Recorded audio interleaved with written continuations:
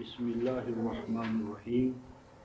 معزز خواتین و حضرات، ہم آج 20 شوال ہے اور سورہ رعد کی جو 13ویں سورہ ہے، آیت نمبر 35 سے سورہ رعد آیت نمبر 35 سے ترجمانی کا آغاز کرتے ہیں۔ بسم اللہ الرحمن الرحیم۔ مثل الجنۃ التی وعد المتقون تجری من تحتها الانہار اکلها دائم وظلها تلک عقبی الذین اتقوا وعقبی الکافرین النار۔ صدق اللہ مولانا العظیم وبلغنا رسول النبی الکریم ونحن علی ذلک من الشاہدین الشاکرین والحمد للہ رب العالمین۔ مثل الجنہ، جنت کی مثال، جنتی معاشرے کی مثال۔ جنتی معاشرہ وہ حیات عرضی میں ہو یا حیات بعد الموت، تو جنتی معاشرہ جو ہے اس کی تمثیل یا مثال یوں سمجھو، وہ جنت التی وعد المتقون کہ جس کا متقیوں کے ساتھ وعدہ کیا گیا ہے کہ وہ متقیوں کو مل کر رہے ہیں۔ اور اس وعدے کے بارے میں رفقائے محترم 25/16 میں یہ ارشاد فرمایا ہے کہ وہ ذات اللہ جو لا یسأل عما یفعل، کہ جو ذات غیر مسئول ہے، وہ اپنی ذات میں کامل ذات، کسی کے سامنے جواب دے نہیں، لیکن مومنوں کے ساتھ جو اس نے وعدہ کیا ہے اس جنت کا، اس کے بارے میں 25/16 میں فرمایا وعدم مسئولا۔ یہ اللہ کا ایسا وعدہ ہے کہ جس کے بارے میں یا جس کے حوالے سے وہ اپنے آپ کو اکاؤنٹیبلٹی اس کی جو ہے، جواب دہی جو ہے، اس کا وہ اعلان کرتا ہے کہ اگر یہ متقیوں کو جنت نہ ملے تو اللہ اس حوالے سے جواب دے۔ تو یہ گویا کہ وعدے کی محکمیت جو ہے اس کا اظہار ہے، اعلان ہے۔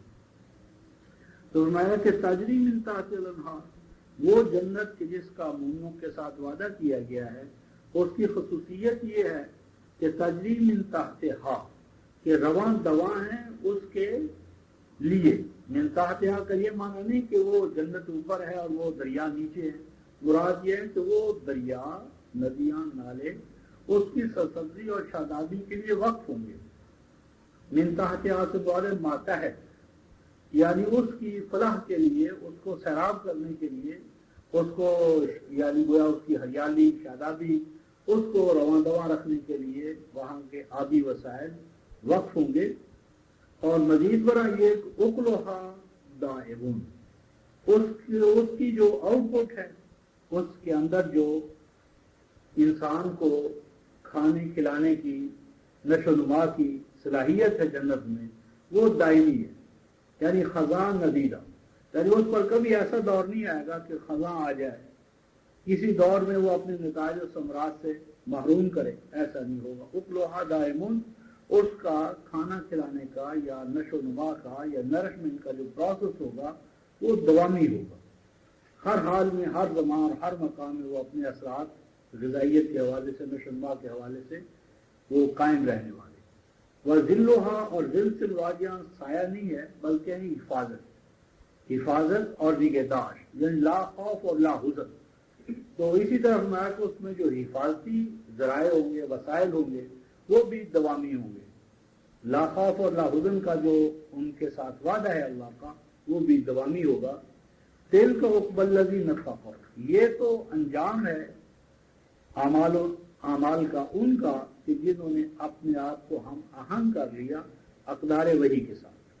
تقویٰ کا معنی ہوتا ہے احکام الہی کے ساتھ اپنے آپ کو ہم آہنگ کر لینا، ایڈجسٹمنٹ بھی اور اڈاپٹیبلٹی بھی۔ تو اس کے ساتھ اپنے آپ کو ایکارڈ جنہوں نے کیا ہوگا احکام الہیہ اقدار وحی کے ساتھ، یہ ان کا لازمی نتیجہ ہے۔ وہ عقبل کافرین النار، اور وہ لوگ کہ جو اقدار وحی کی خلاف ورزی کرتے ہیں۔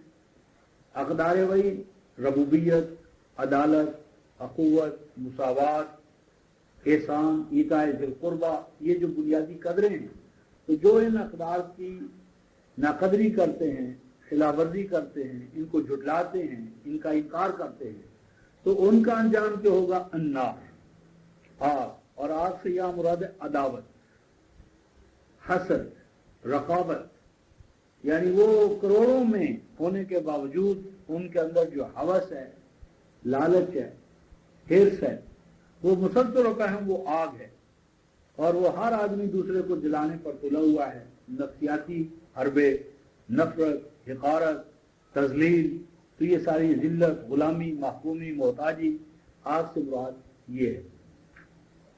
اب یہ جو جنت کہ جس کا متقیوں کے ساتھ وعدہ کیا گیا ہے، تو متقیوں کو کون سی چیز متقی بناتی ہے؟ میں نے کہا اقدار وحی۔ تو اقدار وحی کہاں سے ملے گی؟ اقدار وحی کا سورس کیا ہے؟ تقویٰ کو، یعنی اس کیفیت کو یا اس حالت کو کہ ابد بندہ اقدار وحی کے ساتھ آہنگ ہو، تو وہ اقدار وحی کہاں سے ملے گی؟ آیت نمبر 36 میں اس کا جواب ہے، والذین آتیناہم الکتاب یفرحون بما انزل الیک۔ فرمایا کہ وہ اقدار وحی کہاں سے ملتی ہے؟ فرمایا کہ متقی وہ لوگ ہیں کہ جن کو ہم نے جو دستور حیات عطا کیا ہے، وہ لوگ کہ جن کو ہم نے دستور حیات عطا کیا ہے، یفرحون بما انزل الیک، وہ جشن مناتے ہیں، خوشی کا اظہار کرتے ہیں، پھولے نہیں سماتے خوشی سے اس چیز کے بارے میں یا اس چیز کے حوالے سے جو آپ کی طرف نازل کیا گیا ہے۔ یعنی گویا کہ تقویٰ کا جو پروسیس ہے یہ اس کتاب سے یا دستور حیات سے حل ہوتا ہے کہ جو نبی پاک صلی اللہ علیہ وسلم کی طرف نازل کی گئی ہے، قرآن پاک۔ اور مومنوں کا رویہ کتاب اللہ کے بارے میں کیا ہے کہ وہ فرح و شادہ، اور یہ 10/56-57 میں جو ارشاد فرمایا تھا کہ وہ خیر مما یجمعون، کہ دنیا جہان کی دولت ایک طرف اور قرآن کی دولت دوسری طرف، تو مومن قرآن کی دولت کو دونوں جہان کی دولت سے بڑھ کر قرار دیتا ہے۔ تو مومن وہ ہے جو کتاب اللہ کو پا کر خوش ہو، جشن منائے کہ اگر اللہ نے مجھے کتاب حیات، زندگی کی، نور کی، سعادت بخشی کی ضامن جو کتاب عطا کی ہے، تو اب اس کے بعد مجھے کسی چیز کی ضرورت نہیں، تمام دولتیں گویا کہ اس کے نتیجے اور ثمرے میں مجھے مل کر رہیں گی، میں اب کسی چیز کا محتاج نہیں ہوں۔ تو یہ تو ہے متقیوں کا کہ وہ اس کتاب اللہ کو پا کر خوشی کا اظہار کرتے ہیں، خوش ہوتے ہیں۔ اور وَمِنَ الْأَحْزَابِ مَن يُنْكِرُ بَعْضَهُ، اور باقی رہا وہ فرقے، احزاب، گروہ، فرقہ بند، کہ جنہوں نے اپنے آپ کو فرقوں میں تقسیم کر لیا ہے، گروہوں میں تقسیم کر لیا ہے، وہ کیا کرتے ہیں؟ يُنْكِرُ بَعْضَهُ، وہ کتاب اللہ کو ان ٹوٹیلٹی نہیں مانتے، بعض کو مانتے ہیں، بعض کا انکار کرتے ہیں۔ جس طرح کل آیا تھا کہ الصلاۃ، نماز بنا دیں گے اور نماز پر زور دیں گے، اور ساتھ اس کا کمپلیمنٹری کیا ہے؟ الزکوٰۃ، اس کا انکار کریں گے۔ اللہ کو مانیں گے شرک کے ساتھ، اور شرک سے متعلق جو آیات ہیں جو نفی کرتی ہیں شرک کی، اگر آپ ان کو بیان کریں گے تو ان کے چہرے جو ہیں وہ بگڑ جائیں گے۔ تو ينکر بعضہ، کہ وہ جو فرقہ پرستی ہے، فرقہ پرستی میں مبتلا احزاب، گروہ، جماعتیں، وہ انکار کرتی ہیں قرآن کے بعض حصوں کا، توحید خاص طور پر۔ اور دوسرا اس کا انکار سے مراد ہے عملی انکار۔ اس کا بیان آ چکا ہے سورہ البقرہ کی آیت نمبر 85 میں، کہ انہوں نے دین جب مذہب میں تقسیم ہوتا ہے، مذہب میں جب دین تبدیل ہو جاتا ہے، تو پھر اس کے بعض احکام مانتے ہیں عملی طور پر، اور کثیر کا انکار کرتے، جس طرح مثلا معیشت ہماری جو ہے وہ سرمایہ دارانہ ہے، جاگیردارانہ ہے، نظام ربوبیت کا انکار ہے۔ تو اگر آپ ربوبیت کے احکام، قوانین، اقدار بیان کریں گے تو بڑے بڑے مذہبی پیشوا وہ آپ کے پیچھے پڑ جائیں گے، لو جی یہ تو اللہ کی تقدیر ہے، یہ تو اللہ نے لکھا ہے، اللہ سب کو، کسی کو غریب بناتا ہے، کسی کو امیر بناتا ہے۔ تو اس میں کیا قرآن تو نہیں کہتا، قرآن تو نعوذ باللہ تقدیر کا قائل ہے، امیر غریب قرآن تسلیم کرتا ہے۔ تو یہ ساری چیزیں جو نظام ربوبیت کے اینٹی ہیں، وہ آپ بیان کریں گے تو یہ لوگ ان کا انکار کریں گے۔ تو فرمایا کل، آپ اعلان کریں، انما امرت ان اعبد اللہ، فرمایا مجھے تو حکم دیا گیا ہے کہ میں ایک اللہ کا محکوم بنوں۔ انسان پر انسان کی حکمرانی رفقا محترم یہ سب سے بڑا فساد ہے. وہ فساد جمہوریت میں بھی ہے، ڈکٹیٹرشپ میں بھی ہے، ہر وہ نظام کہ جس میں انسان پر انسان حاکم ہو، خواہ نام اس کا کچھ ہی کیوں نہ ہو، وہ طاغوت ہے. تو میں تو معمور کیا گیا ہوں اس بات پر کہ ایک اللہ کا بندہ بنوں، اسے اپنا حاکم مانوں، اور اس کی حاکمیت سے مراد ہے اس کی کتاب کی حاکمیت. 615 کہ اللہ کو حاکم ماننا، اس کی کتاب کو، دستور حیات کو حاکم ماننا ہے. تو کتاب اللہ کی ساورینٹی، اقتدار اعلیٰ اس کی کتاب کو حاصل ہوگا، اور اس ایک کتاب اللہ کی جو صفات، ذات، اختیارات، اس کی مدد چونکہ کتاب ہے، تو مجھے تو حکم دیا گیا ہے کہ میں اللہ کے نازل کردہ دستور حیات کی حاکمیت کو تسلیم کروں اور اپنے آپ کو اس کا محکوم بنائے رکھوں. ولا اشرک بہ، اور مجھے حکم دیا گیا ہے کہ میں اللہ کی اس حکم نامے کے اندر کسی کو شریک نہ کروں، نہ کوئی نبی، نہ کوئی ولی، نہ کوئی جن، نہ بشر، چھوٹا بڑا، کوئی بھی اللہ کے حکم نامے میں شریک نہیں ہے. رسول بھی نہیں ہے، کیونکہ رسول تو محکوم ہے، اللہ کے حکم نامے کا حاکم تو رسول نہیں ہے. رسول کو جس طرح ہم نے حاکم بنایا، وہی سے فساد شروع ہوا، رسول کی پرستش شروع ہو گئی.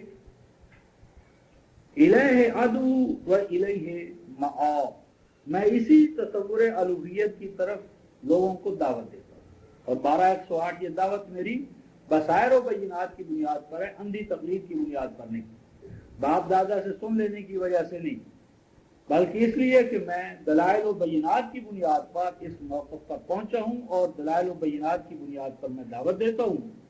وَإِلَيْهِ مَآبٌ، اور انجام کار تمام نوع انسانی کا لوٹنا اسی نظام حیات کی طرف ہے. الہ مآب، انجام کار نوع انسانی کو جو عالمگیر نوع انسانی کی جو ربوبیت ہے، اس کے مسائل کا حل ہے، وہ کسی کے پاس نہیں سوائے اللہ کے آخری کلام پناہ گاہ ہے نوع انسانی کا. ہاں جی، تو میں اسی آخری پناہ گاہ کی طرف، اس کے نظام عبودیت اور ربوبیت کی طرف دعوت دیتا ہوں، اس ایمان کے ساتھ کہ اگر نوع انسانی کے لیے کوئی ٹھکانہ ہے تو صرف اور صرف اس کی آخری کامل مکمل کتاب حیات. آیت 37 وَكَذَلِكَ أَنزَلْنَاهُ حُكْمًا عَرَبِيًّا، اور اسی مقصد کے پیش نظر، کذالک، اور اسی مقصد کے پیش نظر ہم نے نازل کیا آپ کی جانب اپنا حکم نامہ، کہ ایک اللہ کی محکومیت اختیار کی جائے، اس کا کسی کو شریک نہ بنایا جائے، اسی سے مسائل حیات کا حل پوچھا جائے، اور اسی کو نوع انسانی کی آخری پناہ گاہ مانا جائے. انہی مقاصد کے لیے نازل کیا ہم نے آپ کی جانب کیا، حکم نامہ، قرآن حکیم. اور ابھی کلیئر کٹ، واضح، دو ٹوک، ہر ابہام سے پاک. عربین سے مراد صرف عربک لینگویج نہیں، بلکہ العرب کا اصل معنی کسی چیز کا کلیئر ہونا، کلیئر کٹ، واضح، دو ٹوک.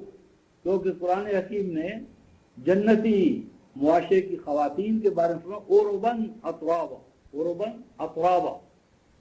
تو یہ عرباً اطرابا کا یہ معنی نہیں کہ وہ عربی زبان بولیں گی جنت کے اندر، اور جنتی معاشرہ صرف وہ ہے کہ جس میں عربی زبان بولی جائے.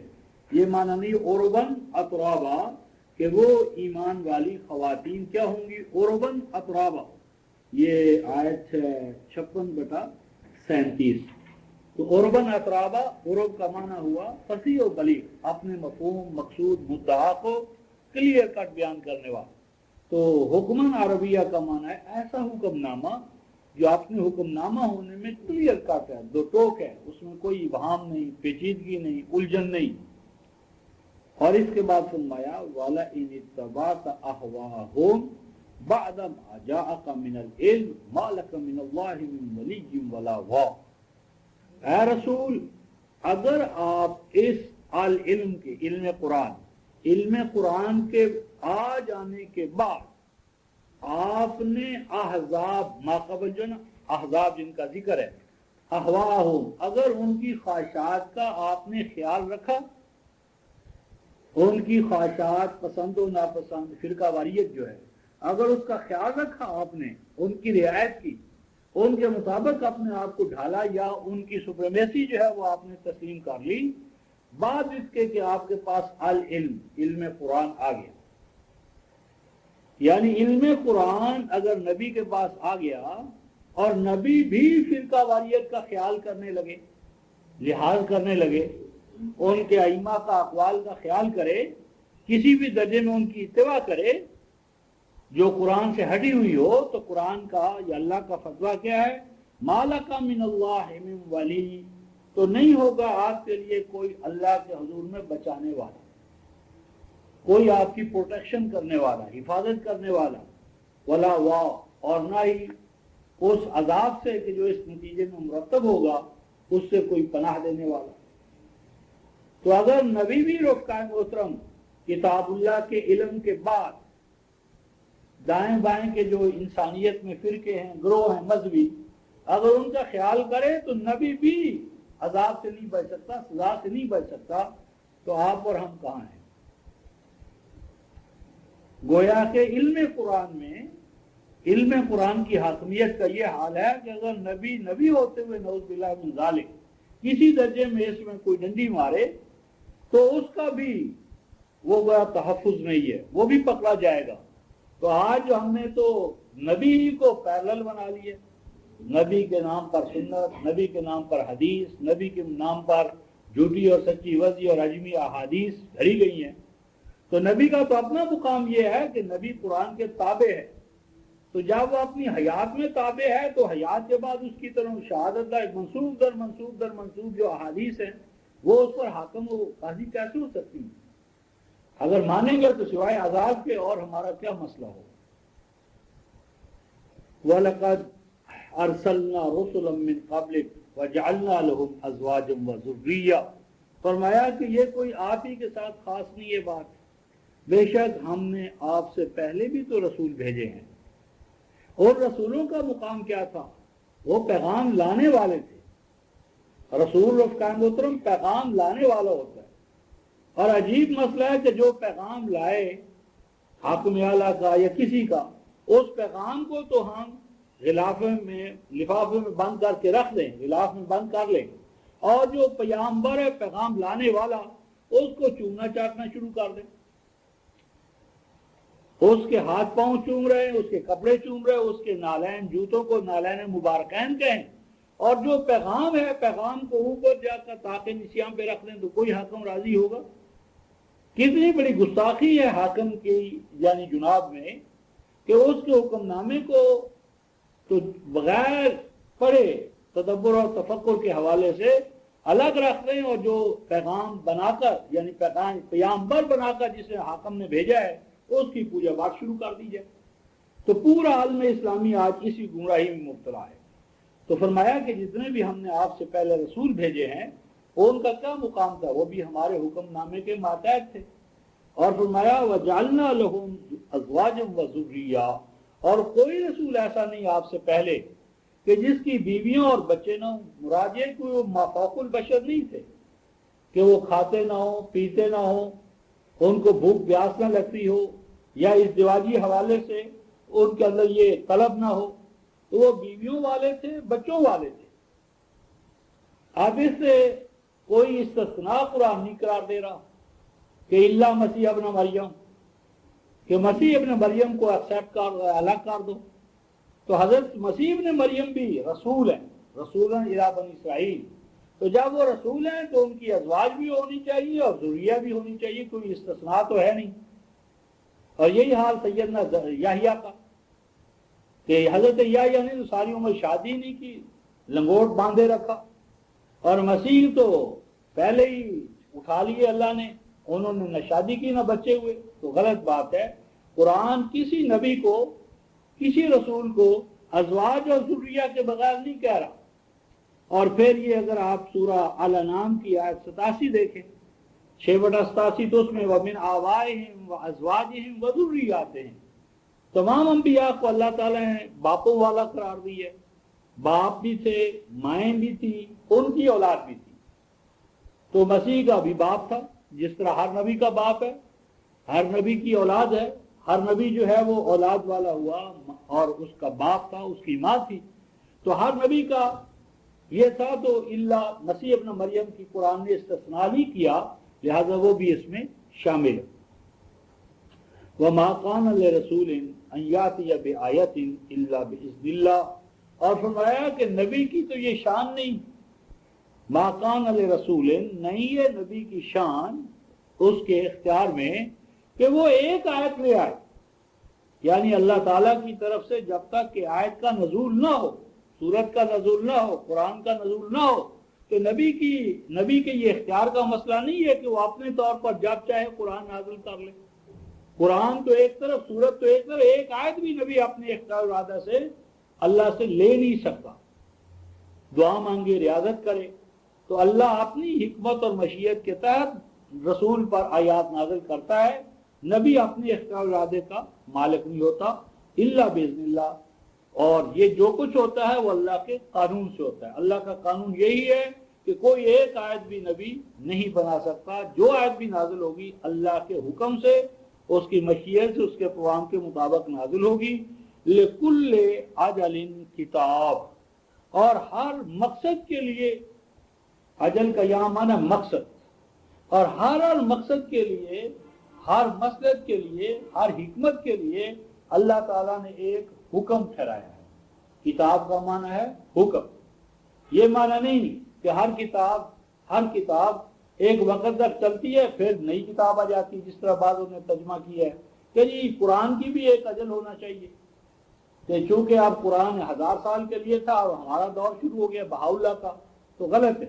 اجل کا یہاں معنی ہے مقصد نصب العین، اور کتاب کا معنی ہے قانون۔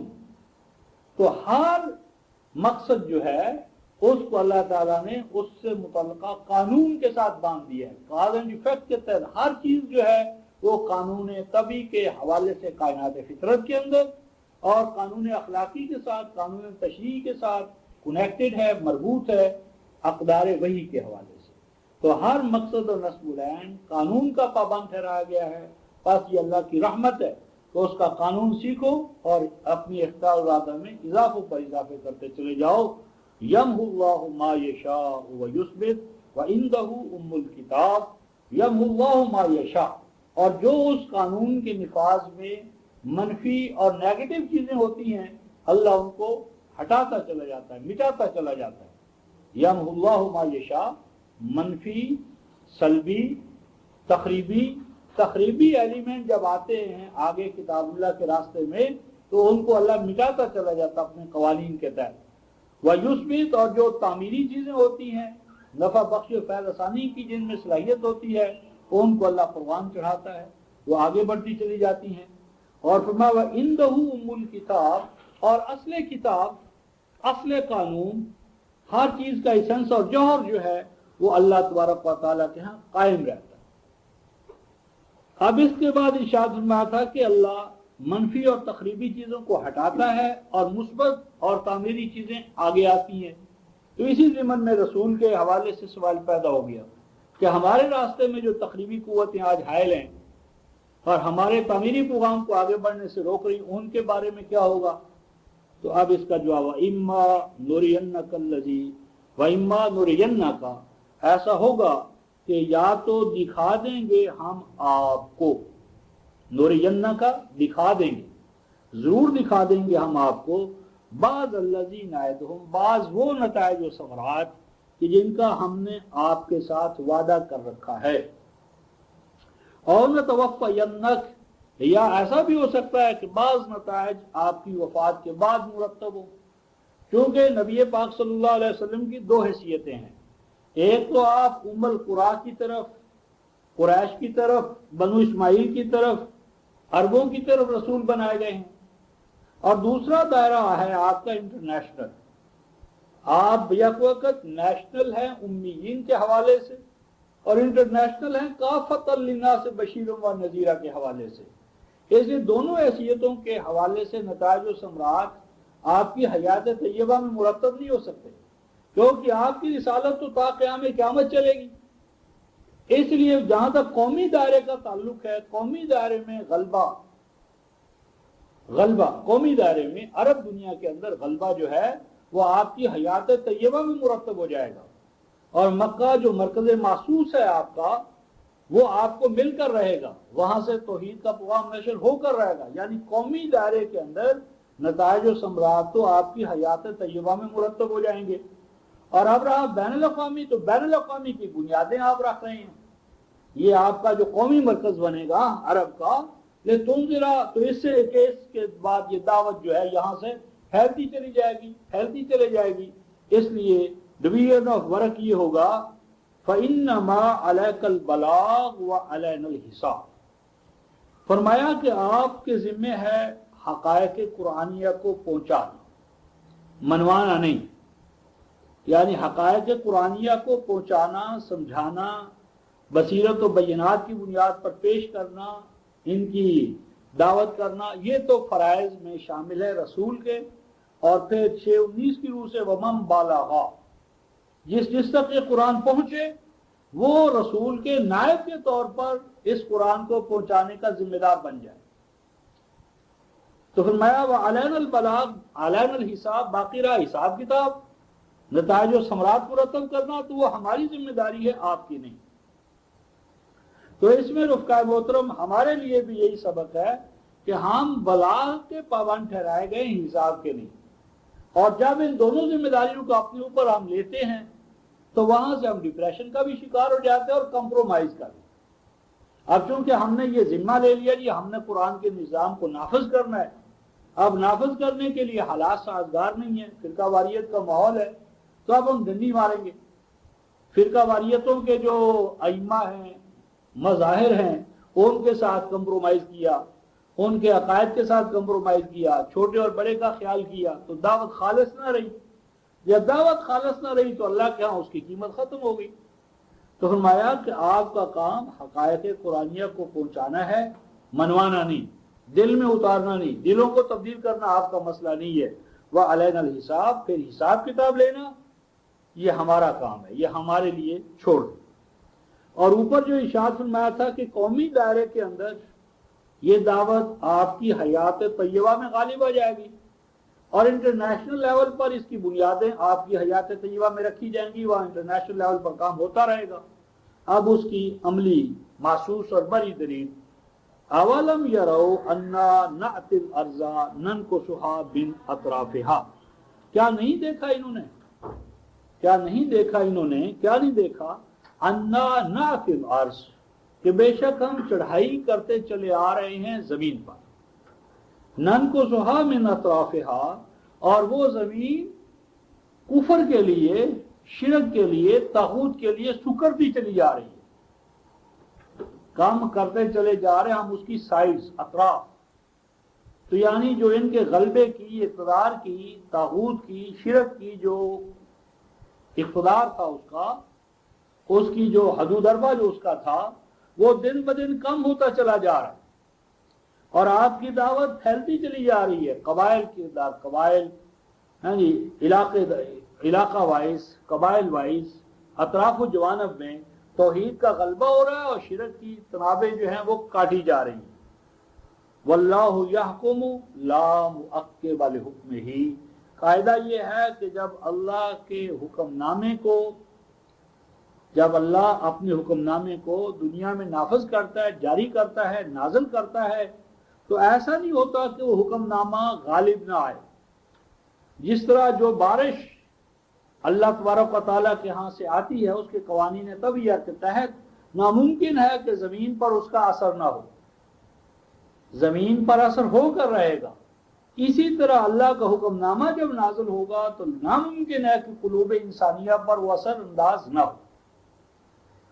تو وہی کا آب حیات بھی قلوب انسانیہ پر ویسے ہی اثر انداز ہوتا ہے جیسا کہ پانی جو آسمان سے، بارش سے، بادلوں سے جو آتا ہے، جس طرح وہ اثر انداز ہوتا ہے، اثر انداز ہوئے بغیر نہیں رہ سکتا، اسی طرح قرآن کا نظام حکمرانی اپنی نفع بخش اور فیض ثانی کی وجہ سے آہستہ آہستہ غالب ہو کر رہے گا۔ لا معقب لحکمہ، اللہ کے حکم نامے کو آگے بڑھنے سے کوئی روک سکنے والا نہیں۔ معقب کہتے ہیں گھوڑے کی لگام جس کے ہاتھ میں ہوتی ہے، کڑیالہ جس کے ہاتھ میں ہوتا ہے، اور بالخصوص جب ہم اسے باندھ دیتے ہیں نا تو اس کی پچھلی ٹانگوں کے اندر رسی ہوتی ہے اور اس کو ایک کھونٹے سے باندھا ہوتا ہے تاکہ گھوڑا آگے نہ بڑھ سکے. تو لا موقب الحکم ہی، اللہ کے حکم نامے کو آگے بڑھنے سے روکنے کے لیے کوئی موقب نہیں ہے. یعنی قرآن کا نظام مٹنے کے لیے نہیں ہے، یہ چلا ہوا کارتوس نہیں ہے، یہ مرنے اور مٹنے والا نظام نہیں ہے. اگر مسلمان نام نہاد مسلمان ان اقدار کو نہیں لیں گے تو دوسرے انسان لیں گے. تو نوع انسانی کے اندر اور وہ اللہ اور اس کا حکم نامہ اور اس کی اقدار وحی حساب کتاب کرنے میں دیر لگانے والی نہیں ہے. یوں ہی جس طرح کہ آپ بیج زمین میں ڈالتے ہیں، اگر زمین صحیح ہے، بیج صحیح ہے، ڈالنے والے کا پروسیس صحیح ہے، تو جو ہی زمین کے ساتھ اس بیج کا تعلق قائم ہوتا ہے اسی وقت سے کائناتی قوتیں اس پہ اثر انداز ہونا شروع ہو جاتی ہیں. یا جس طرح اگر آپ آگ کے اوپر پانی رکھتے ہیں تو اس کے مالیکیولز اسی وقت گرم ہونا شروع ہو جاتے ہیں. یہ الگ بحث ہے کہ ہماری آنکھوں کی کمزوری ہے کہ وہ ان کو آنکھوں کو اس وقت دکھائی دیتا ہے جب وہ ایک خاص درجے تک پہنچ جاتا ہے. تو فرمایا وَهُوَ سَرِيعُ الْحِسَابِ، اللہ حساب کتاب یا اس کا قانون مکافات عمل کا جو نظام ہے وہ اپنے نتائج پیدا کرنے میں سست رفتار نہیں ہے، وہ پیچھے رہ جانے والا نہیں ہے، اس کے ہاں ادھار نہیں ہے. جو ہی وہ عمل آتا ہے اس کی نتیجہ خیزی شروع ہو جاتی ہے. اور اب رہا مسئلہ کہ اس نظام حکمرانی کو کیسے غالب کیا جائے گا، اس کے راستے میں تو بڑی رکاوٹیں ہیں.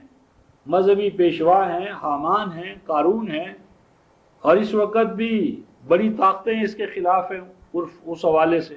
اور اس وقت اگر آپ 1400 سال پہلے جائیں تو رفقائم اس وقت بھی دو بین الاقوامی طاقتیں قرآن کے راستے میں کھڑی تھی پہاڑ بن کر.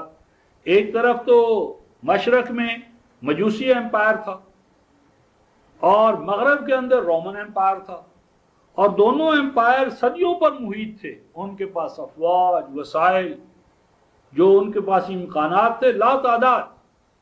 اور جماعت مومنین اہل قرآن کیا تھی ان کی تعداد، وسائل کیا تھے، کچھ بھی نہیں تھا رومن امپائر کے مقابلے میں، اور مجوسی امپائر کے نام کچھ بھی نہیں تھا. تو بھی اللہ کی اقدار جو تھی ان میں طاقت ہے، اقدار وحی کے اندر.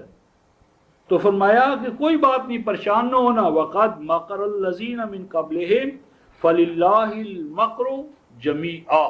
فرمایا کہ بے شک سازشیں کر چکے ہیں وہ جو ان سے پہلے گزرے، یعنی ان سے پہلے جو حامان، قارون، فرعون، بڑی بڑی طاقتیں، انہوں نے بھی ہمارے نظام کو آگے بڑھنے سے روکنے کے لیے بڑی بڑی سازشیں کی. فَلِلَّهِ الْمَكْرُ جَمِيعًا، اور اللہ تعالیٰ نے ان کی سازشوں کو، ان کے تانے بانے جو تھے سازشوں کے، وہ سارے کے سارے جو تھے اللہ نے ناکارہ کر دیے. تو جس طرح آج ہمارے ہاں بام کو ڈسپوز کرنے والے جو ہے نا ہمارے پاس وہ بنے ہوئے دستے، تو اللہ تبارک و تعالیٰ ان تمام تخریبی اور منفی قوتوں کو، تدابیر کو، سازشوں کو جو اس کے نظام حیات کے راستے میں رکاوٹوں کے طور پر کھڑی کی جاتی ہیں، اللہ ان کے اندر سے وہ چیز نکال دیتا ہے. وہ ہے نفع بخش و فیض ثانی کا نہ ہونا. کیونکہ وہ نفع بخش و فیض ثانی کی بجائے نو انسانی کو غلام بنانے کے لیے، پامال کرنے کے لیے، سبجوگیٹ کرنے کے لیے، محکوم رکھنے کے لیے اٹھتی ہیں. اور انسان آزادی چاہتا ہے، خود مختاری چاہتا ہے، فروغ چاہتا ہے. تو اس لیے تخریب کا راستہ جو ہے وہ زیادہ دیر نہیں چلتا، تعمیر آخر کار اپنے لیے راستہ بنا لیتی ہے. یعلم ما تکسب کل نفس وسیعلم الکفار لمن عقبی الدار. اور اللہ اپنے قانون مکافات عمل کے حوالے سے جانتا ہے جو انسانی جان کرتی ہے، یعنی ہر انسانی جان جو اعمال کرتی ہے، تعمیری کرتی ہے، تخریبی کرتی ہے، وہ اس کے علم میں ہے. نتیجہ پیدا ہو کر رہے گا کیونکہ ہر علم، ہر عمل اس کے علم میں ہے. وَسَيَعْلَمُ الْكُفَّارُ لِمَنْ عُقْبَى الدَّارِ. اور وہ لوگ جو قرآن کے نظام کے راستے میں آج سنگ گراں بن کر کھڑے ہو گئے ہیں، وہ ان قریب جان لیں گے، ان قریب جان لیں گے لمن عقبى الدار، کہ رسی کس کے ہاتھ میں رہتی ہے. کس کے ہاتھ میں انجام رہتا ہے، کون انجام کار کامیاب رہتا ہے، کفر کا نظام، شرک کا نظام، طاغوت کا نظام، یا یہ توحیدی اقدار غالب آ کر لات، عزا، منات، ہبل، حامان، قارون اور فرعون جو وقت کے ہیں ان سب کو تباہ و برباد کرتے ہیں۔ فرمایا پھر تیسری دفعہ کفار کا قول آیا۔ پہلے دو اقوال تو آئے تھے کہ رسول کے پاس حصی معجزہ نہیں ہے، آیت نمبر 7 میں اور آیت نمبر 27 میں۔ آیت نمبر 7 میں کہا رسول کے پاس معجزہ نہیں، تو فرمایا کہ قوانین طبی کو دیکھو، کہیں کوئی معجزہ ہے؟ ہر چیز قاعدے قانون کے حوالے سے ڈھلی ہوئی ہے۔ آیت 27 میں کہا کہ انہوں نے کہا کہ رسول کے پاس معجزہ کیوں نہیں، تو جواب دیا اس لیے نہیں کہ عدم مساوات پیدا ہوتی ہے۔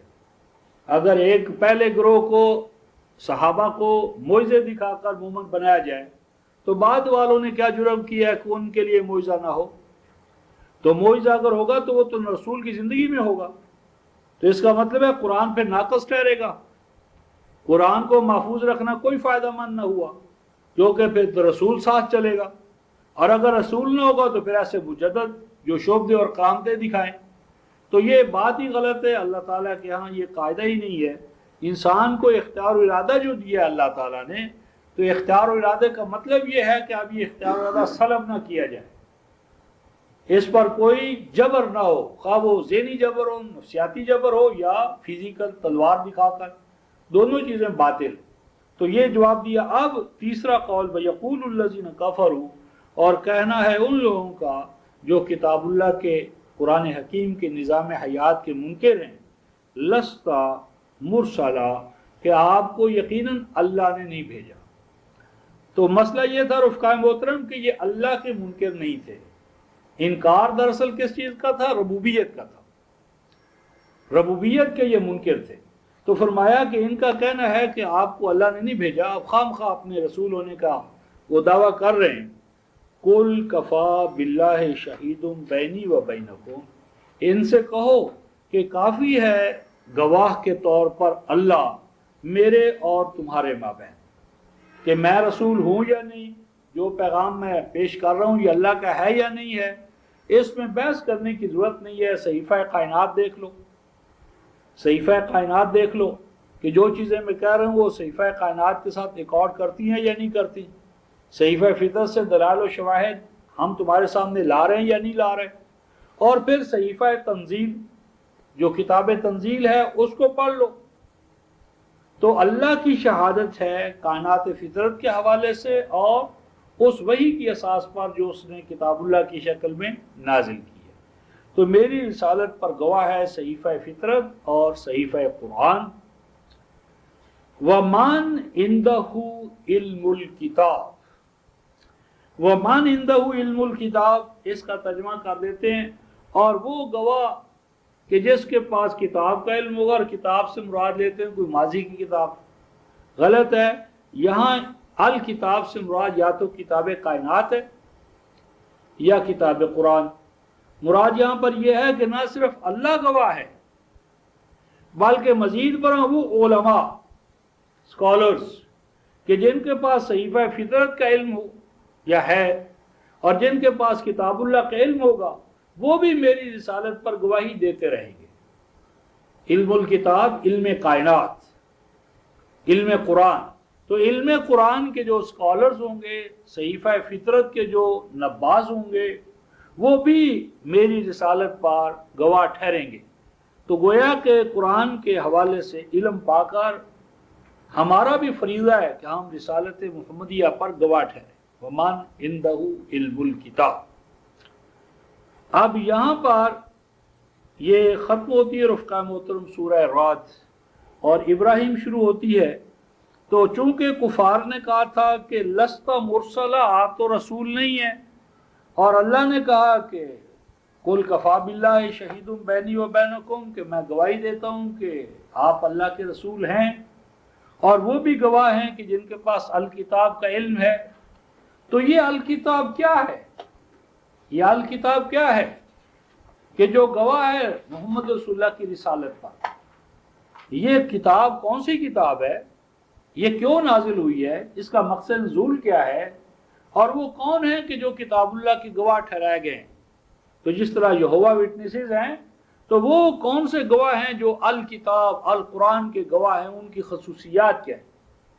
تو اگلی سورہ ابراہیم جو ہے رفقائے محترم، وہ کتاب اللہ کی گواہی سے، کتاب اللہ کے نزول سے اور مقاصد نزول کو متعین کرنے سے اگلی سورہ کا آغاز ہو رہا ہے۔ جو لوگ کہتے ہیں جی قرآن میں کیا ربط ہے، تو قرآن میں اتنا گہرا ربط ہے کہ ہر پچھلی سورہ کو آپ پڑھ لیں، پچھلی چند آیات کو، تو آپ دیکھیں گے کہ وہ بیج ہیں، وہ بیج ہے، وہ جڑ ہے، وہ اساس ہے، اور اگلی سورہ اس سے پھوٹ رہی ہے۔ یعنی پچھلی سورہ کے اندر یہ جو 10 آیات ہم نے پڑھی ہیں، اس میں حکم نامے کا بیان ہے، حکم عربی، اور اس کے ساتھ احزاب کا رویہ، ماننے والوں کا رویہ، نہ ماننے والوں کا رویہ، اس کا غالب آنا، اور آخر کار اس کی شہادت دینے والے افراد۔ تو یہ سارا بیان قرآن کا، کتاب کا، شہادت قرآن کا۔ تو اگلی سورہ ابراہیم جو ہے رفقائے محترم، وہ شروع یہاں سے ہوتی ہے، بسم اللہ الرحمن الرحیم۔ ہاں